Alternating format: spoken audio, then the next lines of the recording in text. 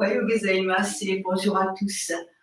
Ce matin, nous allons reprendre ce que j'ai pas fait samedi, la quatrième des 4 nobles vérités. Donc, comme je l'ai montré, je me suis inspirée de ces deux livres de base, deux livres de travail, vraiment, je pense, nécessaires.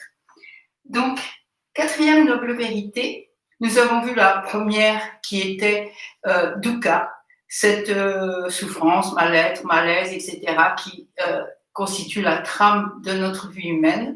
La seconde noble vérité, la soif, le désir, l'inextinguible, qui provoque la colère, l'avidité et qui est basée sur l'ignorance. La troisième, le fait qu'il y ait une sortie de dukkha, de ces désirs.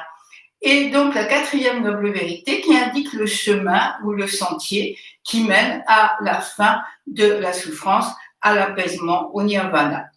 Donc c'est connu sous le nom de sentier du milieu parce que, selon les termes employés dans les textes, ce chemin évite les deux extrêmes, l'un étant la poursuite du bonheur dans la dépendance des plaisirs des sens, l'autre étant la recherche du bonheur qui repose au contraire sur la mortification et l'ascétisme, ce qui nous est beaucoup plus étranger actuellement, mais on se rappelle que lorsque le Bouddha est entré dans la forêt, après avoir travaillé avec plusieurs maîtres, avec un groupe de compagnons, il était entré dans une période d'ascétisme total, puisqu'on dit qu'il ne mangeait plus qu'un grain de riz par jour, et il y a quelques statues qui le représentent d'une maigreur effrayante.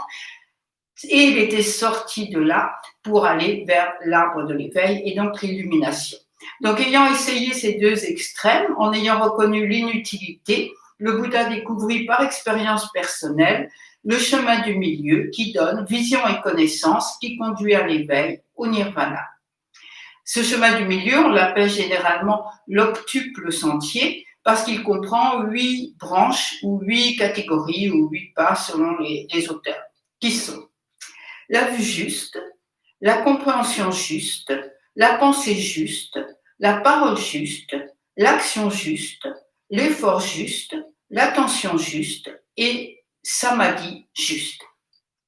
Donc là, quelques mots. On entend bien que, comme toujours, ces enseignements sont très rapides, très superficiels. Loin de moi l'idée que je puisse épuiser en quelques minutes la quatrième noble vérité. Simplement quelque chose pour donner le goût de peut-être d'aller voir un peu plus loin. Donc le mot juste, il est important à comprendre puisqu'il va revenir tout au long des 8 branches. Et moi, je le comprends comme ceci. En fait, je le comprends comme ceci. Voilà. Lorsque les choses coïncident parfaitement. Coïncident parfaitement, c'est lorsqu'elles coïncident avec l'intérêt de tous. C'est lorsque c'est une décision, une parole, un acte, etc., est basé sur compassion et sagesse et englobe moi-même et les autres également. Il y a quelque chose d'une... Le Sandokai, ce texte chinois, parle d'une boîte et son couvercle. Au moment où il se passe quelque chose qui est plus grand que nous, où la décision de l'acte, de la parole, etc., n'est pas basée sur moi, sur mes intérêts, sur ma vision du monde, mais lorsqu'elle est basée sur compassion et sagesse. Et ce qui me semble personnellement, c'est que nous savons parfaitement, alors voilà, ça c'est aussi mon idée de juste, quelque chose qui est tout droit comme ça, pas un peu bancal, pas un peu tortillé, voilà. Et nous savons parfaitement lorsque nous faisons une parole ou une action juste, et nous savons, à contrario, parfaitement lorsque notre action ou notre parole ne l'est pas. On n'a pas toujours envie de le voir, mais je pense que nous avons une spontanéité, quelque chose à l'intérieur qui sait lorsque nous sommes exactement justes. Donc, je reviens au texte. Tout progrès absolu dans cette voie de culture intérieure et de vertu est nécessairement basé sur la vue juste et la compréhension juste. C'est pourquoi vue juste est le premier pas dans le sentier octuple. Mais il ne faut pas croire que les 8 branches du sentier soient à suivre et à pratiquer l'une après l'autre dans l'ordre où elles ont été données. Il convient d'en poursuivre simultanément le développement, autant que cela sera possible suivant les capacités de chacun, car elles sont toutes liées entre elles et chacune aide à cultiver les autres. Ces 8 branches se regroupent en 3 éléments essentiels de la voie du Bouddha: la conduite éthique, sila, la discipline mentale, samadhi, et la sagesse, prajna. Donc aujourd'hui, j'aimerais expliquer, ou en tout cas rapidement parler de vue juste et compréhension juste, parce qu'ils vont être les points d'appui des autres branches. La vue juste consiste à voir et comprendre les choses telles qu'elles sont.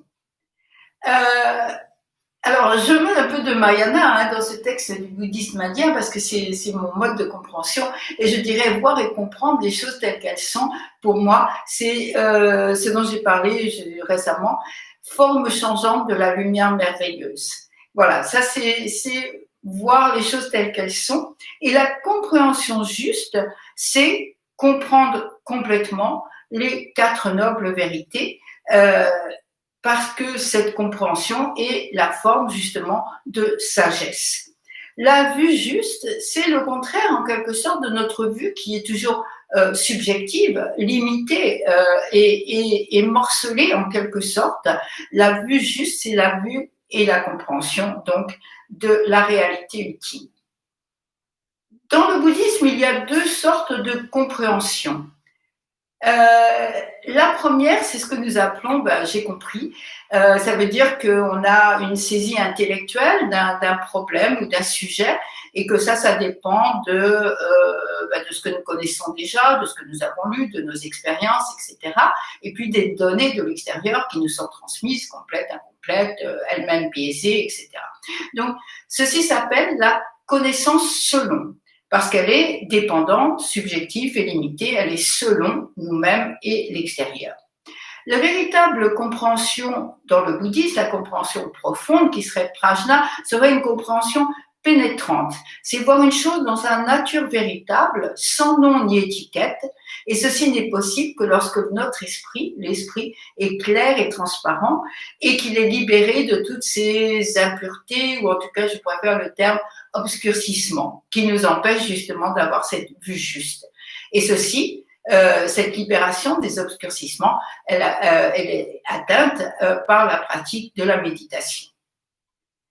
Donc, en reconnaissant les vues fausses et les vues justes, en pouvant les différencier, ce n'est pas évident en premier, autrement dit, en sachant distinguer le vrai du faux. Alors là, il faut de nouveau un petit peu éclaircir qu'est-ce que serait le vrai. On retombe sur l'idée de juste, et je pense que vrai, on peut dire rapidement que ce serait celui qui ne conduit pas à dukkha, celui qui ne crée pas de souffrance, alors que le faux, c'est ce qui, à plus ou moins long terme, et pour moi ou pour d'autres, et donc pour moi et les autres, va créer de la souffrance. Donc, en reconnaissant, en distinguant les vues fausses des vues justes, nous pratiquons la compréhension juste.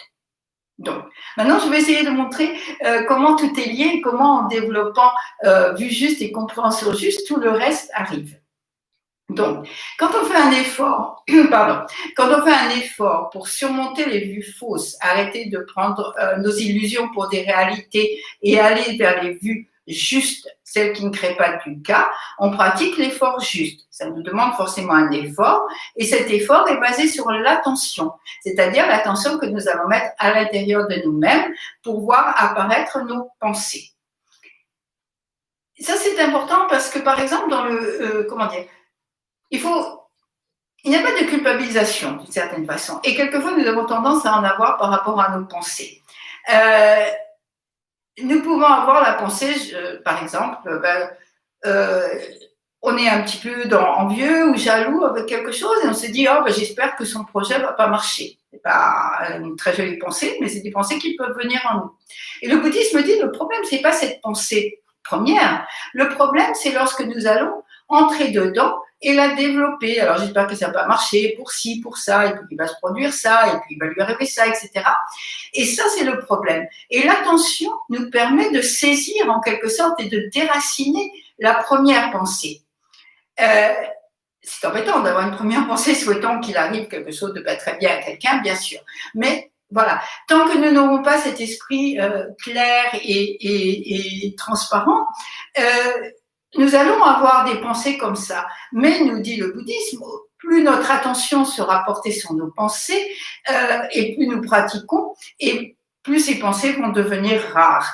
Et donc, lorsque cette attention est portée sur les pensées, la pensée devient juste. Et une pensée juste amène forcément une parole juste qui elle-même va se concrétiser en action juste, et ça va englober par exemple les moyens d'existence juste. Donc vous voyez, tout, là je l'ai décrit à part un, mais en même temps tout arrive un petit peu en même temps comme ceci. Et donc, il est clair qu'avoir une pensée qui soit pas ces pensées comme ça, un petit peu de travers comme ça, hein, qui vont nous amener à dire des choses un petit peu de travers aussi, et à avoir des actions qui sont pas toujours très très justes.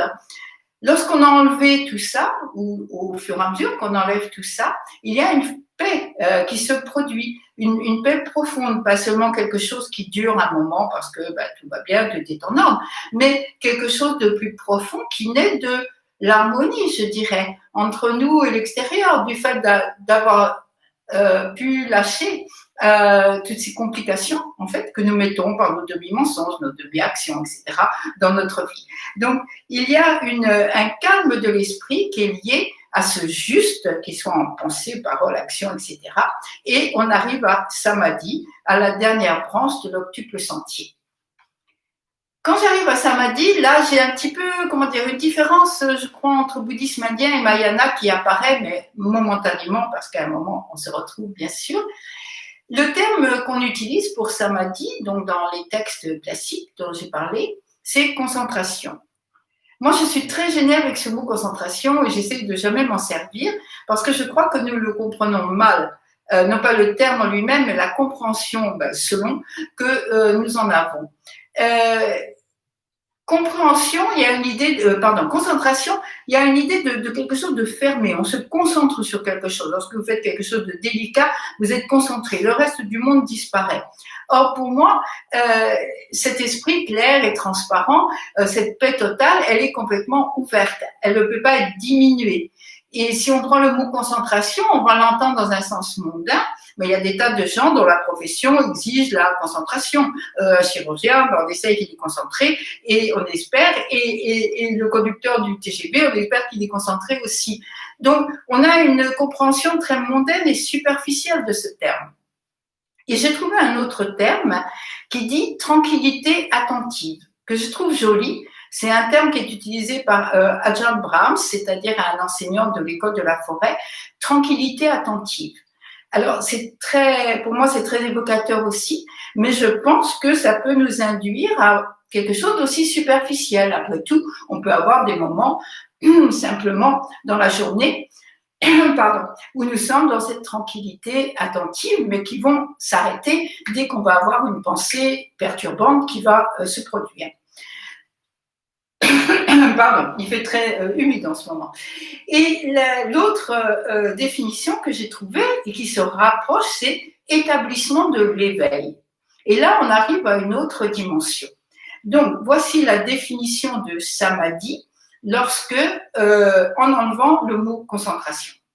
Développez votre samadhi, car celui qui est ainsi comprend les choses selon leur réalité. Et quelles sont ces choses ? Comment naissent et disparaissent la forme corporelle, la sensation, la perception, les formes mentales, la conscience. Ainsi, ces 5 agrégats de l'existence, les 5 skandhas, doivent être vus et compris complètement. L'illusion du moi et des désirs doivent être abandonnés.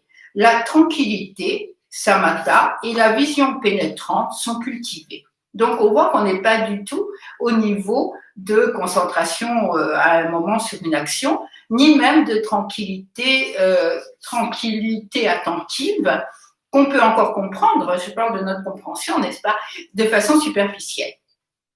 On trouve encore d'autres définitions, et là, on se rapproche de Mahayana, je dirais. Il n'y a plus de point d'appui, le faux et illusoire point d'appui du moi. Et il y a absence d'appropriation, ce qui me semble le plus intéressant, absence d'appropriation du moi. Absence d'appropriation du moi, pour le dire autrement, c'est lâcher prise. Et quand on lâche prise, on va d'abord lâcher prise de nos idées, de nos concepts, de nos opinions. Et on a vu par exemple dramatique récent, jusqu'où on peut porter du cas de la souffrance en s'accrochant à nos idées, nos opinions, notre façon de voir le monde. Une absence d'appropriation, ce n'est pas, comment dire, on va entendre absence, c'est un petit peu comme l'histoire du désir, quand on a dit il faut lâcher les désirs. On va entendre absence, mais en fait cette absence d'appropriation est un espace et pas du tout un manque. Une autre façon de l'exprimer, c'est que c'est la demeure de la non-demeure. Ne s'arrêter sur rien. Et enlever cette illusion que nous pouvons attraper le monde, que nous pouvons attraper le moi, parce que nous voyons bien sans cesse que les choses nous échappent. Et nous essayons de les rattraper. Et cette demeure de la non-demeure, bon, bien sûr, moi ça me parle parce que quand j'ai traduit en français le nom du temple à Saint-Agrève, j'ai choisi plutôt que le mot temple, le mot demeure. Et ce mot demeure, je l'entends bien sûr comme la demeure de la non-demeure. Et cette absence que nous entendons de façon négative est au contraire une grande ouverture. Et il y a un thérapeute, François Roustan, qui a beaucoup travaillé sur l'hypnose et sur justement ce qui se passe quand on ouvre les mains, qui dit quelque part dans un livre, je n'ai pas la citation exacte, mais lorsque nous avons tout perdu, lorsque nous avons tout abandonné, lorsque tout autour de nous est lâché, alors la vraie vie commence. Voilà, je pense que les 4 nobles vérités et cette 4e noble vérité, c'est quelque chose pour nous mener sur le chemin de la vraie vie qui commence. Merci.